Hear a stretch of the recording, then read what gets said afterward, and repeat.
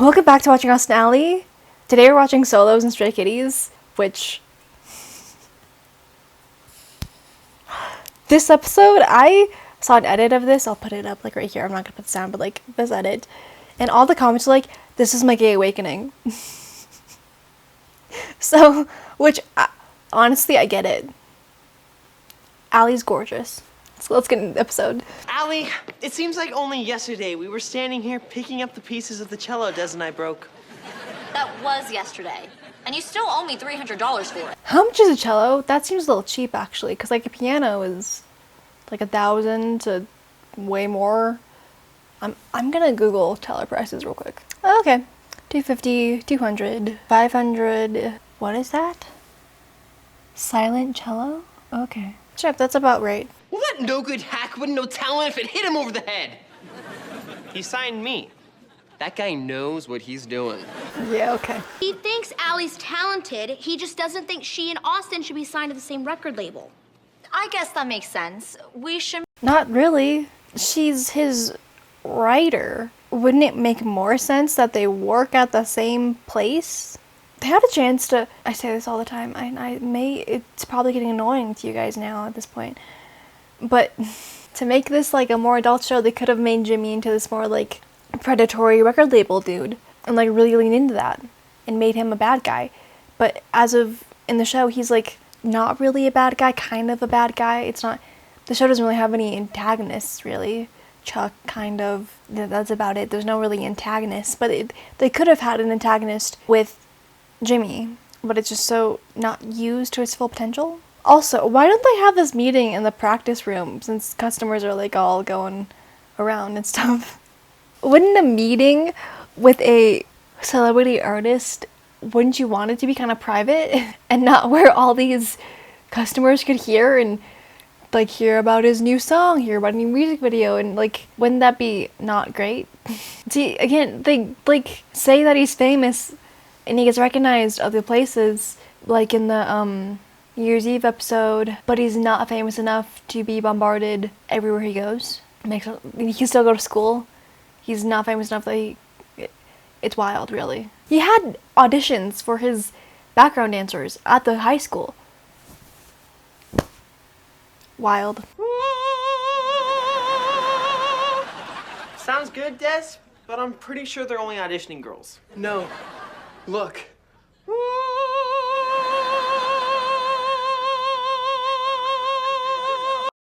What is she doing these days? I know she was in Star Kid, and she's great. What is she doing now? Black Dagger Brotherhood on Passion Flicks. She was in Cowgirls and Angels. Oh my god, she is in Cowgirls and Angels, yeah. Oh yeah, she went to Riker's and Savannah's wedding. So, yeah, they were all pretty close. She must have met all the family on the set. Love you.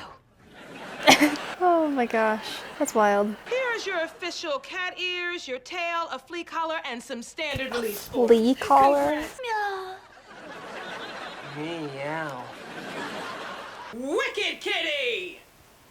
The way they're wearing shorts underneath because they can't have and be so short. I don't even think that's short though, really.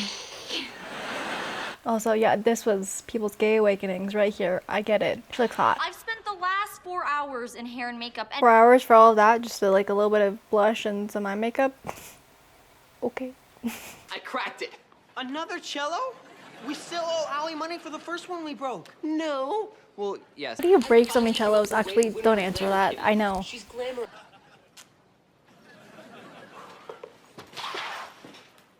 Looking for something? Sorry, if a dude did this to me, if I didn't have a straw in my cup, I would burst out laughing and then leave. Looking for something? She's pretty. Also, I don't want a straw that's been handled by a stranger. Gross. He's littered. The shorts being longer than the dress. Oh, God. Why don't make the dress longer? What? Meow.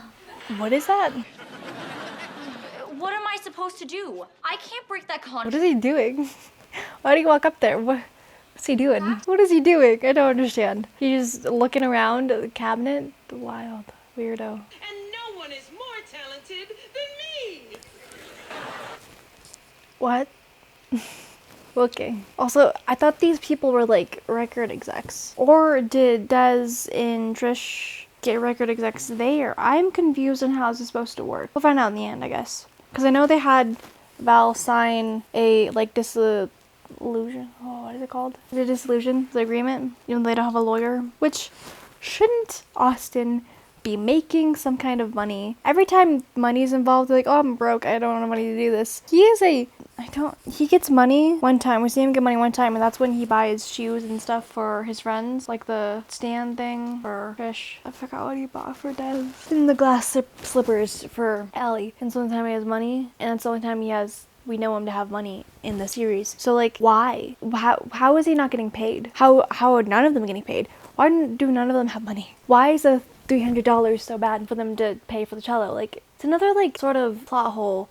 Like how he can go to school, how he's not getting bombarded by fans. He doesn't have enough money. Like, we didn't have money to pay for the cab. Maybe he didn't have money on him, but he still should be having money. Unless his parents are taking it, which that could be something.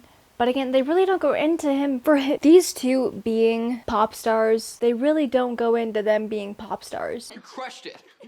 Des is so supported every time she performs. It's so cute. I love that they're all friends. Des loves Allie so much. I love all their relationships. I love that they're so close. I love that they're all friends. I love the only two you don't see that close, and you still see moments, is Austn and Trish, but you do still see moments like when she's getting bullied in that Sleeping Beauty episode. That's the episode they have that viral famous bully PSA. I'll link the TikTok down below because it's just so funny to me. Or when backup dancer episode, Austin's really protective of her then. Anyway, talking about Des and Allie, and I talked about them last time too, they're cute. Wonder if anybody has written a fanfiction on the dynamic of when they broke up for like 3 years, how that worked. Because how would that work when they're all friends? And like, it's kind of complicated when the two break up and don't speak to each other. What do you do then? Watch Zalien movies. Alien.